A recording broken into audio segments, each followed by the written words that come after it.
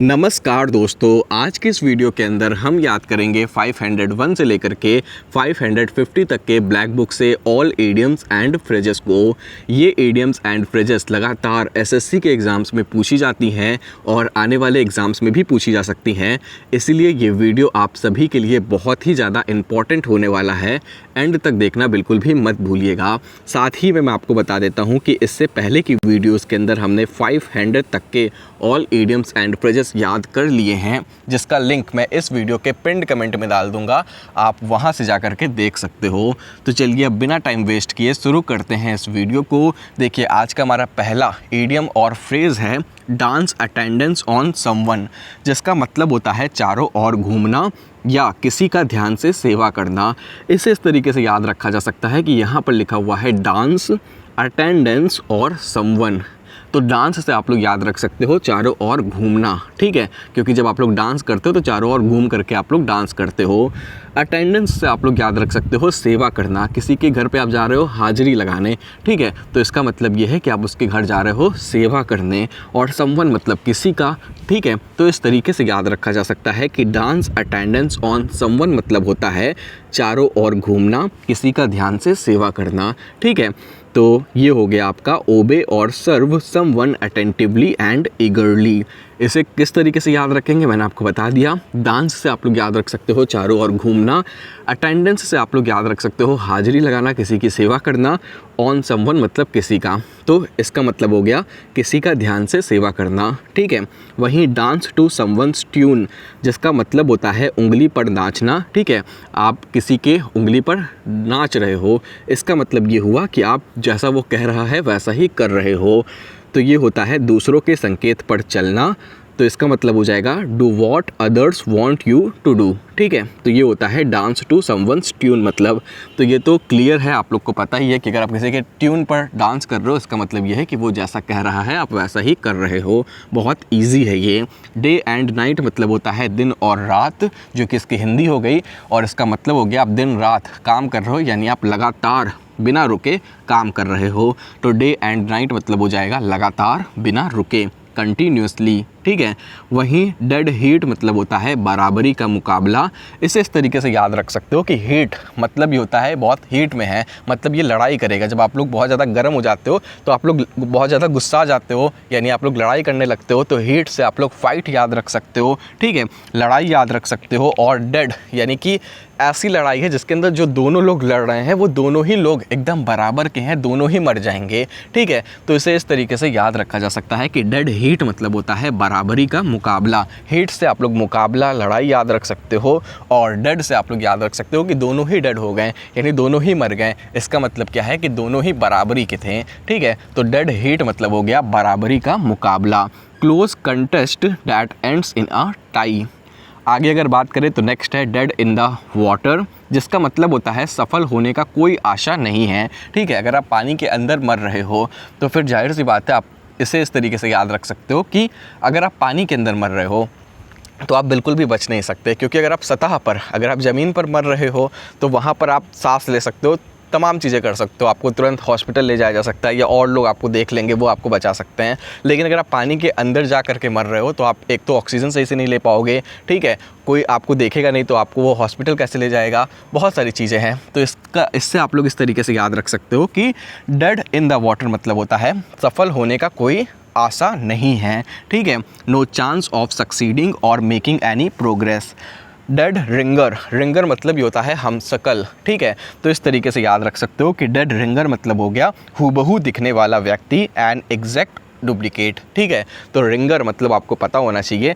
और रिंगर मतलब आप लोग कैसे याद रखोगे, हमशक्ल होता है तो इसे आप लोग रिंग से याद रख सकते हो, ठीक है। जैसे जब हम लोग की एंगेजमेंट होती है, जब हम लोग की सगाई होती है या वेडिंग होती है, शादी होती है, तो हम लोग रिंग पहना देते हैं, ठीक है। रिंग पहनाने का ये इंडिकेशन आप समझ सकते हो कि हम दोनों की चीज़ें मेल खा रही हैं, ठीक है, हम दोनों की वाइब मेल खा रही है, या हम दोनों की सोच मेल खा रही है, तभी तो शादी हो रही है। अगर हम दोनों बिल्कुल विपरीत है तो क्यों शादी करेंगे। तो इस तरीके से याद रख सकते हो कि रिंगर, रिंगर मतलब रिंग, और रिंग से याद रख सकते हो कि चीज़ें सेम हैं, ठीक है, तभी शादी कर रहे हैं। तो इस तरीके से याद रख सकते हो कि रिंगर मतलब होता है हमशक्ल, ठीक है। तो ये हो गया आपका डेड रिंगर, जिसका मतलब होता है हूबहू दिखने वाला व्यक्ति, एन एग्जैक्ट डुप्लीकेट। वहीं अगर नेक्स्ट की बात करें तो वो है डेड सेट अगेंस्ट, जिसका मतलब होता है पूरी तरह से विरोध, ठीक है, डिसअप्रूव्ड। इसे इस तरीके से याद रख सकते हो कि यहाँ पर अगेंस्ट लिखा हुआ है। अगेंस्ट मतलब ये होता है विरोध करना, ठीक है। तो डेड सेट अगेंस्ट मतलब हो जाएगा पूरी तरह से विरोध, यानी ऐसा विरोध, ऐसा अगेंस्ट जो बिल्कुल डेड सेट कर देगा, यानी कि पूरी तरह से।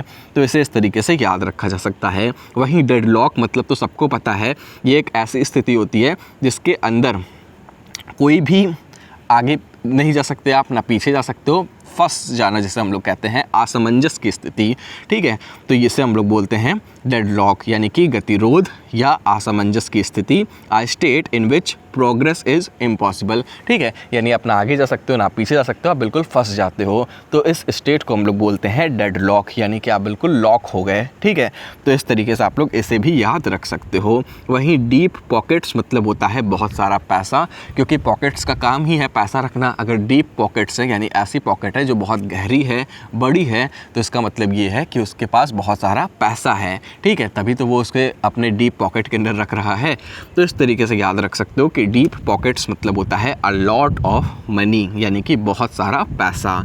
वहीं desperate times call for desperate measures, इसका मतलब होता है कठिन समय में सख्त कदम उठाने पड़ते हैं। डेस्परेट टाइम्स मतलब ये होता है कठिन समय, कॉल फॉर डेस्परेट मेजर्स, यानी कि कठिन समय में सख्त कदम उठाने पड़ते हैं। इसी की हिंदी है ये, ठीक है। तो इसका मतलब हो जाएगा when you are extremely desperate, ठीक है, you need to take extremely desperate actions, ठीक है। तो इसका मतलब यही हो गया कि जब भी आप बहुत कठिनाई में हो तो आपको सख्त कदम उठाने चाहिए, ठीक है। बहुत ही ईजिली आप लोग इसे भी याद रख सकते हो, इसी की हिंदी है ये, ठीक है। वहीं डाई आर डॉग्स डेथ मतलब होता है कुत्ते की मौत मरना, ये भी आप लोग इसकी हिंदी कह सकते हो, क्योंकि दाई अ डॉग्स डेथ, इसका मतलब ही हो गया, इसकी हिंदी ही हो गई कुत्ते की मौत मरना। तो इसका मतलब होता है अपमानजनक, दयनीय या शर्मनाक तरीके से मरना, ठीक है। जैसे कि जब कई बार लड़ाई होती है, ऐसे कहना तो नहीं चाहिए, पर क्योंकि मेरे को आपको समझाना पड़ रहा है, ट्रिक देनी पड़ रही है, तो मैं आपको बता देता हूँ कि लोग बोलते नहीं है कि कुत्ते की मौत मरेगा तू, ठीक है, यानी बहुत ऐसी स्थिति में तुम मरोगे जो बहुत ही ज़्यादा अपमानजनक होगी, दयनीय होगी या बहुत ही ज़्यादा शर्मनाक होगी, ठीक है। तो कुत्ते की मौत मरना मतलब यही होता है, ठीक है। आर डिसऑनरेबल और शेमफुल डेथ। आगे अगर बात करें तो नेक्स्ट है डाई हार्ड, इसका मतलब होता है दृढ़ या ना झुकने वाला, ठीक है, यानी कि अनविलिंग टू चेंज। इसे इस तरीके से याद रख सकते हो कि कई बार आपने सुना होगा कि मैं तेरा डाई हार्ड फ़ैन हूँ, ठीक है। तो डाई हार्ड फ़ैन हूँ मतलब ऐसा फ़ैन हूँ जो बहुत दृढ़ है, ठीक है, जो कभी झुकेगा नहीं, जो कभी हटेगा नहीं। तो डाई हार्ड मतलब होता है कि बहुत ही ज़्यादा दृढ़, ठीक है, ना झुकने वाला, अनविलिंग टू चेंज। इसे इस तरीके से याद रख सकते हो। देखिए नेक्स्ट है डाइड इन हार्नेस, जिसका मतलब होता है सेवा में रहते हुए मर जाना।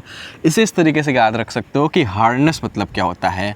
तो हार्नेस हम लोग बोलते हैं उस पट्टी को या उस बेल्ट को जो घोड़े को पहनाई जाती है ताकि उससे काम करवाया जा सके, उसे कंट्रोल में रखा जा सके, ठीक है।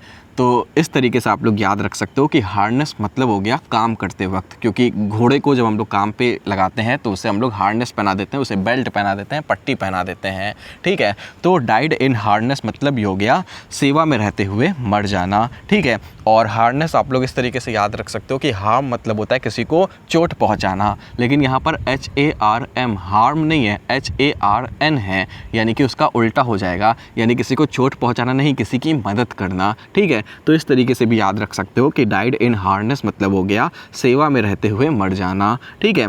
तो इसका मतलब हो गया died while working, to die while in service, ठीक है। वहीं डिग अराउंड मतलब होता है खोजबीन करना, ठीक है। डिग मतलब होता है खोदना, गड्ढा खोदना, ठीक है। अराउंड मतलब चारों ओर, तो इसका मतलब हो गया खोजबीन करना, ठीक है। जब आप लोग को कुछ खोजना होता है, जैसे पहले के टाइम पे जब कुछ खजाना वगैरह खोजना होता था तो लोग गड्ढा खोदते थे, ठीक है, क्योंकि उनको लगता था कि हो सकता है कि इसके नीचे से कुछ खजाना मिल जाए, ठीक है। तो डिग अराउंड मतलब हो जाएगा इन्वेस्टिगेटिंग, यानी कि खोजबीन करना। वहीं dig up dirt on someone, इसका मतलब होता है किसी के भेद पता करना, ठीक है। तो इसे इस तरीके से याद रख सकते हो कि डिग अप मतलब हो गया अगेन खोजबीन करना, ठीक है। डर्ट मतलब किसी का कोई भेद हो, ठीक है, ऑन समवन, तो इस तरीके से याद रख सकते हो कि इसका मतलब हो जाएगा discover damaging information about someone, ठीक है, क्योंकि डिग अप मतलब आप लोग याद रख सकते हो खोजबीन करना, डिस्कवर करना डर्ट को यानी कि डैमेजिंग इन्फॉर्मेशन को, ठीक है, किसी के, तो इस तरीके से आप लोग इसे भी याद रख सकते हो। वहीं डू आ गुड टर्न, इसका मतलब होता है किसी की सहायता करना, ठीक है, डू यानी कि करना, गुड मतलब अच्छा काम, ठीक है, तो इस तरीके से याद रख सकते हो। तो इसका मतलब हो जाएगा to help someone render a service, ठीक है, तो ये होता है डू आ गुड टर्न मतलब, ठीक है।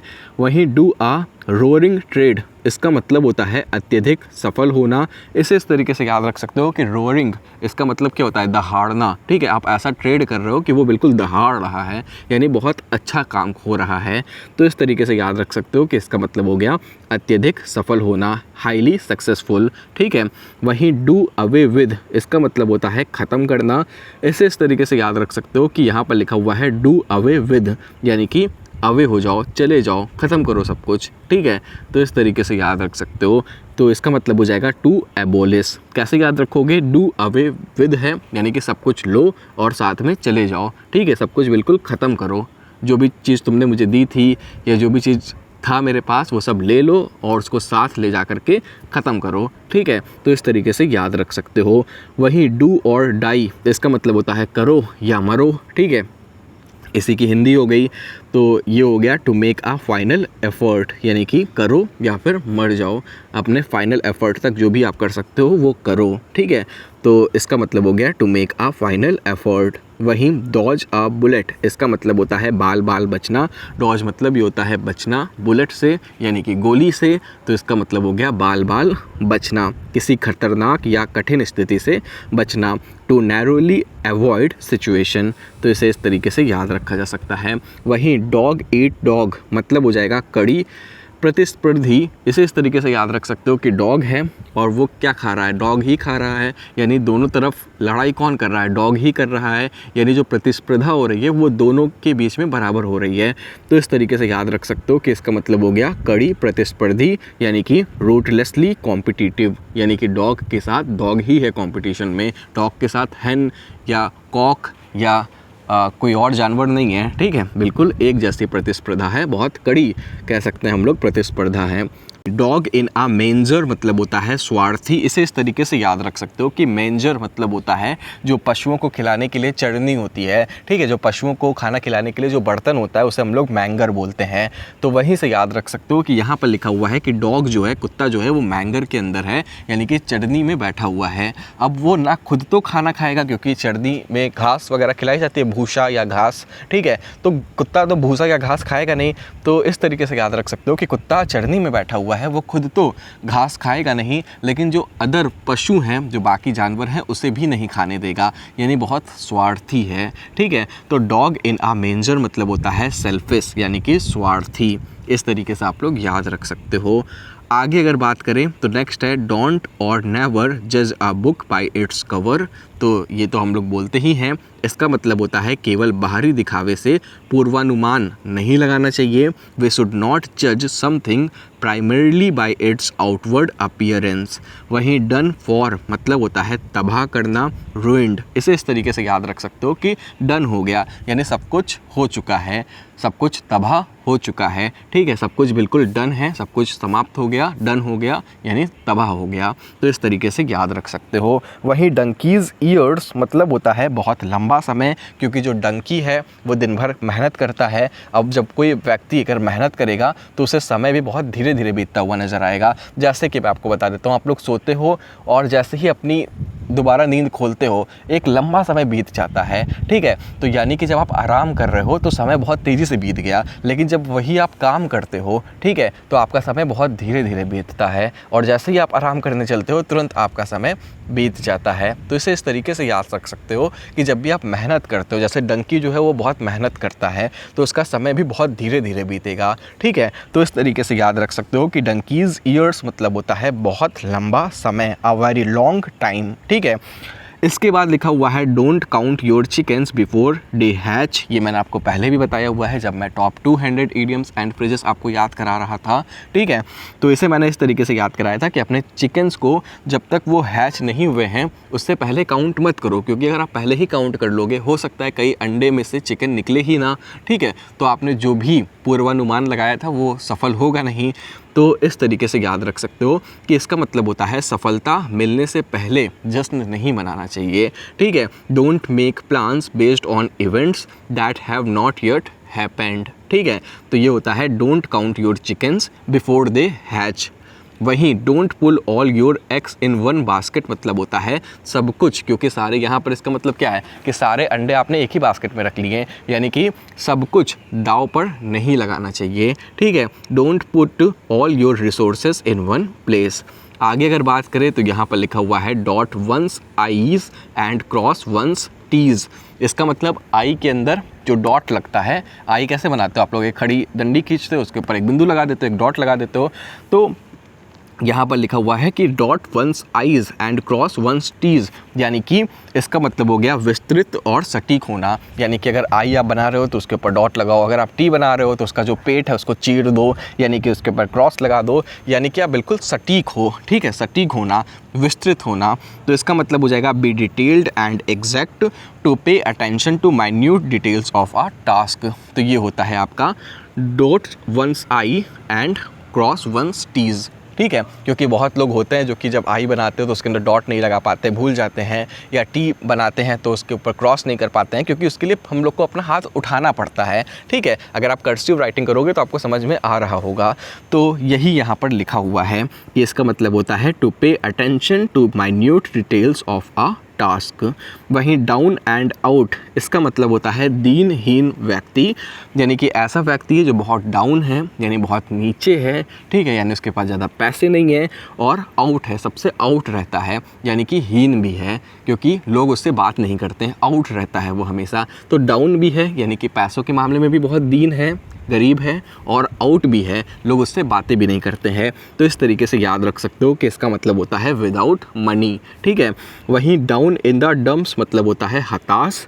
इसे भी इस तरीके से याद रख सकते हो कि वो डाउन है, डंप है, ठीक है। तो इसका मतलब हो जाएगा सैड एंड डिप्रेस्ड।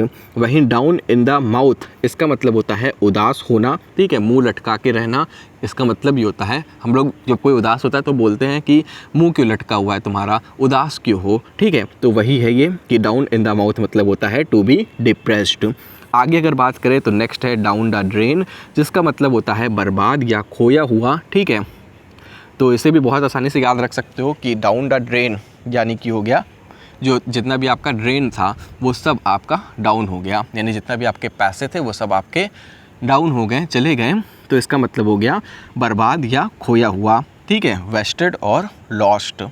वहीं डाउन द ट्यूब्स मतलब होता है पूरी तरह से असफल होना। देखिए इन सभी का मतलब लगभग एक जैसा ही है, या तो असफल है, या तो उदास है, ठीक है, या तो दीनहीन है। तो जहाँ जहाँ पर भी डाउन आ रहा है आप लोग इस तरीके से कनेक्ट कर सकते हो कि सबका मतलब लगभग एक ही होगा, ठीक है। क्योंकि जो आपको ऑप्शंस मिलेंगे वो बिल्कुल एक जैसे नहीं होंगे, जो भी आपको ऑप्शंस मिलेंगे उन सभी की मीनिंग बिल्कुल अलग अलग होगी। तो आप लोग वहाँ से कनेक्ट कर पाओगे कि जब भी डाउन आएगा तो इसका मतलब यही सारे होंगे, या तो असफल, या तो दीनहीन, या तो उदास, ठीक है। इस तरीके से याद रख सकते हो। तो डाउन द ट्यूब्स मतलब भी वही हो गया, पूरी तरह से असफल होना, ठीक है, फेलिंग कम्प्लीटली। लेकिन डाउन टू अर्थ इसका मतलब तो आप लोग को वैसे ही याद होना चाहिए, ये व्यक्ति बहुत डाउन टू अर्थ है, यानी बहुत ज़मीन से जुड़ा हुआ है। तो इसका मतलब हो जाएगा कि ये व्यक्ति बहुत ही सरल है, बहुत ही सच्चा है, आडंबर रहित है, दिखावे से रहित है, ठीक है। तो इसका मतलब हो जाएगा very realistic and sensible, practical and direct, ठीक है। तो ये तो आप लोग को वैसे ही पता होगा। वहीं ड्रेकोनियन लॉ मतलब होता है बेहद कठोर कानून। इसे इस तरीके से आप लोग याद रख सकते हो कि जो ड्रेकोनियन कोई था उसका जो लॉ था, यानी जो उसका कानून था वो बहुत ही ज़्यादा कठोर था, बहुत ही ज़्यादा कठिन कानून था। तो इसे इस तरीके से याद रख सकते हो। बाकी इसके आप लोग और ज़्यादा डिटेल में मत जाइएगा। ड्रैकोनियन आप लोग ड्रैगन से भी याद रख सकते हो कि ड्रैगन कितना खतरनाक होता है, और ये उसका लॉ है, तो इसका मतलब हो जाएगा एक्सट्रीमली सीवियर लॉ, यानी कि बेहद कठोर कानून। ठीक है, इसे इस तरीके से याद रखा जा सकता है।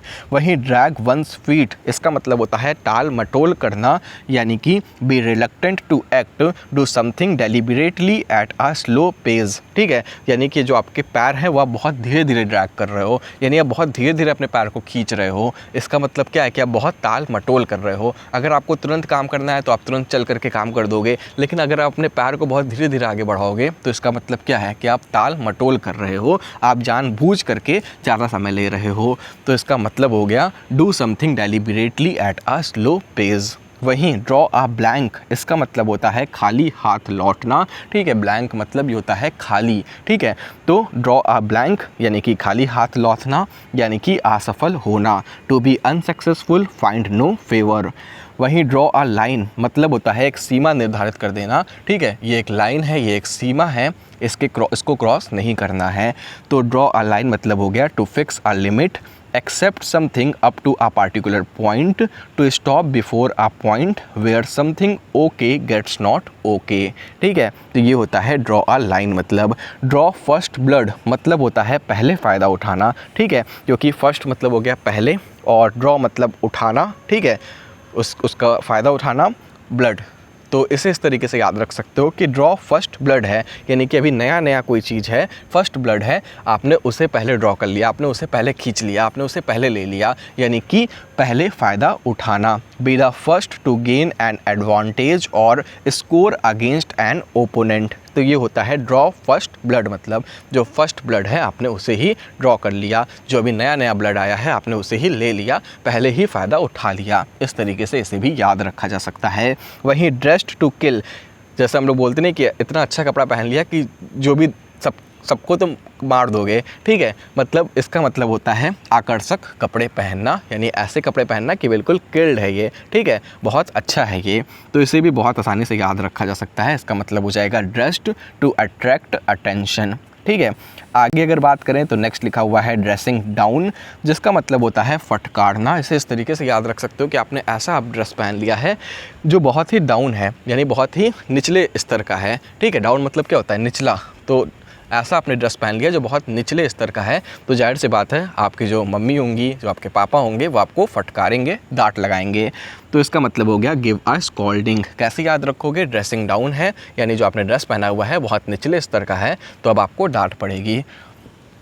आगे अगर बात करें तो नेक्स्ट है ड्रीव ऑन हिज फैंसी, जिसका मतलब होता है कल्पना का इस्तेमाल करना। ठीक है, फैंसी मतलब ये होता है कल्पना, और उसको आप ड्रीव कर रहे हो, उसका आप इस्तेमाल कर रहे हो। तो इस तरीके से याद रख सकते हो कि ड्रीव ऑन हिज फैंसी मतलब हो जाएगा यूज्ड हिज इमेजिनेशन। ठीक है, वहीं ड्राइव होम मतलब होता है महत्वपूर्ण बिंदु पर जोड़ देना। ठीक है, होम मतलब जो हमारा सबसे इम्पॉर्टेंट चीज़ है। आप पूरे बाज़ार घूम लो, आप पूरा शहर घूम लो, लेकिन पूरे शहर में सबसे इम्पॉर्टेंट चीज़ क्या है, आपका घर है। आप सब कुछ करके वापस से कहाँ पर आओगे, अपने घर पे ही तो आओगे। तो इस तरीके से यहाँ पर लिखा हुआ है कि ड्राइव होम, यानी आप हर जगह से ड्राइव करके अब होम पर आ रहे हो, यानी कि महत्वपूर्ण बिंदु पर वापस लौट रहे हो। तो इसका मतलब हो गया महत्वपूर्ण बिंदु पर जोड़ देना, emphasise, to emphasise an important point. आगे लिखा हुआ है drive someone up the wall, जिसका मतलब होता है किसी को बहुत चिढ़ाना या गुस्सा दिलाना। ठीक है, इसे इस तरीके से याद रख सकते हो कि यहाँ पर लिखा हुआ है drive someone up the wall. ठीक है, यानी कि आप उसको बहुत चढ़ा रहे हो, उसे बहुत ज़्यादा गुस्सा दिला रहे हो। जैसे कोई कहीं पर लड़ाई हो जाती है तो हम लोग बोलते हैं कि क्यों उसे और चढ़ा रहे हो, क्यों उसे और गुस्सा दिला रहे हो। तो वहीं से याद रख सकते हो कि इसका मतलब हो जाएगा किसी को बहुत चिढ़ाना या गुस्सा दिलाना। मेक समवन वेरी इरिटेटेड और एंग्री। उम्मीद है आपको हमारी ट्रिक्स अच्छी लग रही होंगी, आपको ये सारी ही ट्रिक्स समझ में आ रही होंगी, याद हो रही होंगी। तो प्लीज़ वीडियो को लाइक कर दीजिएगा और चैनल को सब्सक्राइब कर दीजिएगा। अब देखिए नेक्स्ट लिखा हुआ है ड्रॉप इन, जिसका मतलब होता है बिन बताए आना। ठीक है, इसे इस तरीके से याद रख सकते हो कि ड्रॉप इन यानी कि अंदर आ गए। ठीक है, ड्रॉप इन, ड्रॉप किए और अंदर आ गए, यानी कि बिना बताए आ गए। ठीक है, अंदर आ गए बिना बताए। तो इसका मतलब हो गया पे आ कैजुअल विजिट।